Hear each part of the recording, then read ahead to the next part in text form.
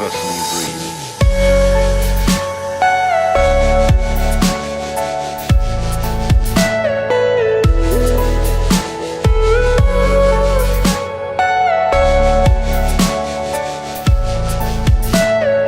Everything you know is in your mind.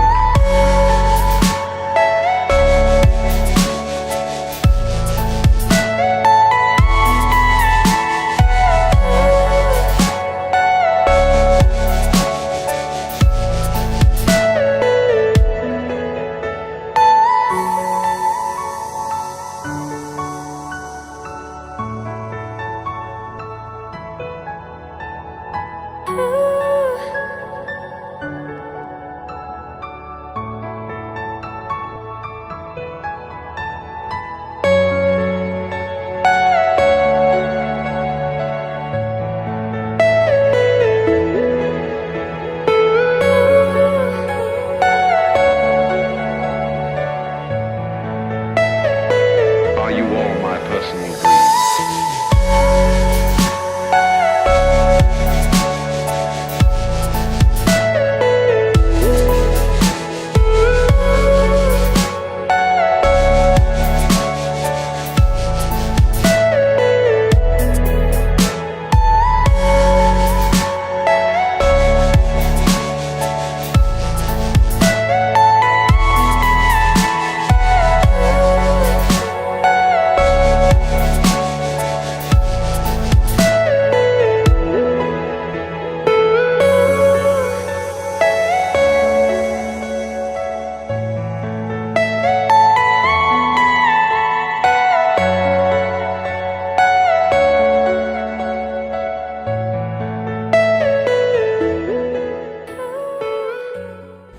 Hello and Assalamualaikum.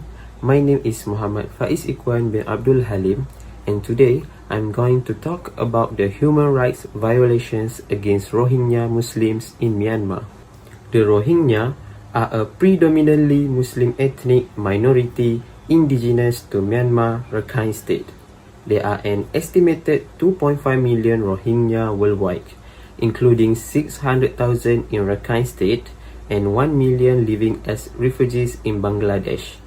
They have been effectively denied citizenship under the 1982 Citizenship Law and became one of the largest stateless population in the world. The official state policies have made Rohingya become subject to government persecution and violence, confined camps and villages without freedom of movement, and cut off from access to adequate food, healthcare, education, marital registration, and the ability to vote.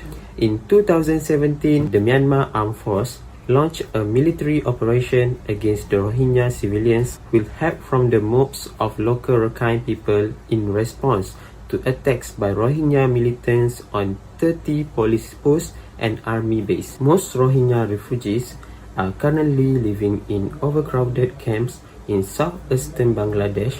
The refugees camp is concentrated in the Balukali mega camp located in Cox's Bazar, Bangladesh, which is now the largest refugee camp in the world. At least 288 Rohingya villages were destroyed, and more than 24,000 Rohingya people were killed by the Myanmar military and the local Buddhists since the clearance operation started. It is estimated that 18,000 Rohingya Muslim women and girls were raped, 116,000 Rohingya were beaten, and 36,000 Rohingya were thrown into the fire.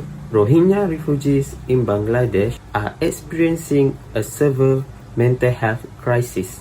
91.3% of Rohingya refugees in Bangladesh with some of level difficulty carrying out common daily activities such as maintaining basic hygiene, engaging in social or religious activities, or performing other daily tasks. They live in small, overcrowded temporary shelters in refugee camps without adequate food, clean water, or toilets. Based on the statistic of mental abuse, 88.7% of Rohingya refugees experience symptoms of depression, 84% experience symptoms of emotional distress, and 61.2% experienced symptoms of post-traumatic stress disorder.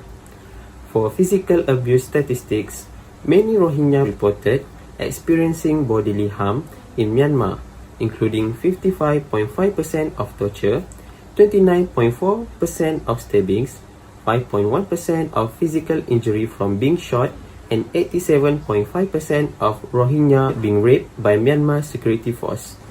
For the United Nations initiative, UNHCR, with its partners from around the world, is working in support of the Bangladesh government to respond to the massive humanitarian needs. UNHCR has increased its deployments of emergency teams and relief specialists in different sectors, with 300 staff in Bangladesh, including 208 national colleges, to boost their presence and operation to match the scale and complexity of this crisis. They airlifted more than 1,500 metric tons of emergency life-saving aid to Bangladesh.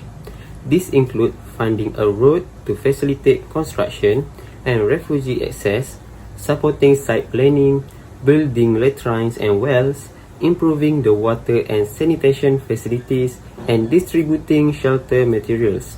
In 2018, the UN and its partners launched a joint response plan for the Rohingya humanitarian crisis, calling for $951 million to continue delivering life-saving assistance. Until now, the organization has distributed 30,000 shelter kits and fulfilled the target of 80,000 to prepare refugees and host communities for the monsoon rains. Next, the United Nations-led education response has tried to improve schooling without crossing the government's red lines. It took a government task force until 2019 to approve an informal learning program for Rohingya children. The classes last 2 hours a day and aim to provide the rough equivalent of grades 1 and 2. Humanitarian groups built 3,000 learning centers with bamboo shelters with floor space for 40 children. Food security in Cox's Bazar remains a top priority with over $943 million joint response plan allocated towards fighting hunger and malnutrition among Rohingya refugees and host communities. They have scaled up food basket assistance to 816,000 people. They also expand the numbers of fresh food corners available, which gives refugees access to a wider choice of locally produced vegetables and fruits, as well as live chicken and fish. The UN World Food Programme's response to the Rohingya refugees crisis provides substantial economic opportunities, injecting $10 million into the local economy every month. In conclusion, Islam motivates its people to have noble morals towards people, especially their fellow Muslims. In a hadith from Abu Hurairah radhiyallahu anhu, the Messenger of Allah subhanahu wa ta'ala says, "Whoever removes a worldly grief from a believer, Allah will remove from him one of the griefs of the day of resurrection. And whoever alleviates the needs of a needy person, Allah will alleviate his needs in this world and the hereafter.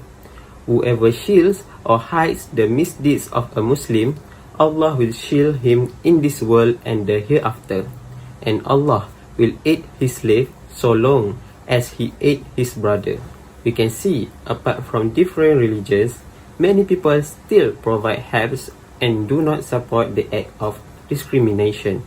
As human beings, it is our responsibility to always help each other regardless of race and religion, as the act of kindness is the one of the ways to ensure our world is filled with peace, love and happiness. Even if a unity of faith is not possible, a unity of love is.